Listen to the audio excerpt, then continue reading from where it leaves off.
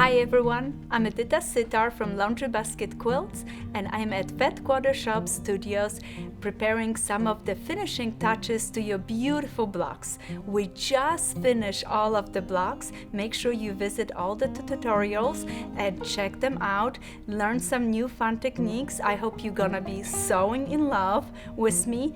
And once you finish your blocks, now it's time to lay them up to the quilt. So what I did, we have two options. We have a piece option for the quilt and applique option. So the quilt behind me is the pieced option. Notice it, we have all the blocks laid out. We're gonna sew them into the rows.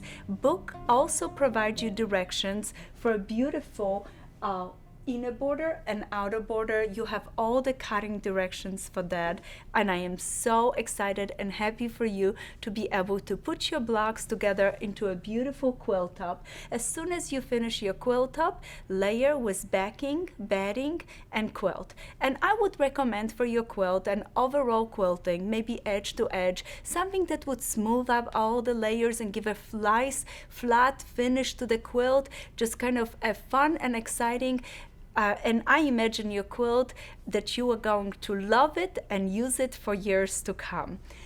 Once you finish your quilt and it's quilted, now it's time for the binding, and you also find the directions in your book. This book provides you though with so much more than just the 12 blocks. We have enjoyed those and we had so much fun with it, but if you notice and start flipping through the pages, right in the beginning you had your fabrics and you can mark those, choose some different selections that we did for you if you would like.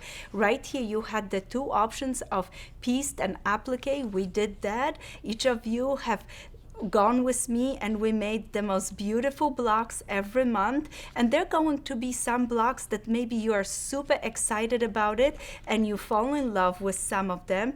And in the back of the book, right after we make the quilt top and put our blocks into the quilt top, we have a little surprise for you right here. What I recommend for you to do is, if you love a block, we have recipes for 4 different sizes of quilts made out of each block. So you can make a crib, lap, twin, or queen size quilt. Can you imagine this? You are going to be loving this part because you can adjust it and create beautiful gift for a baby, or maybe a queen size quilt for a wedding.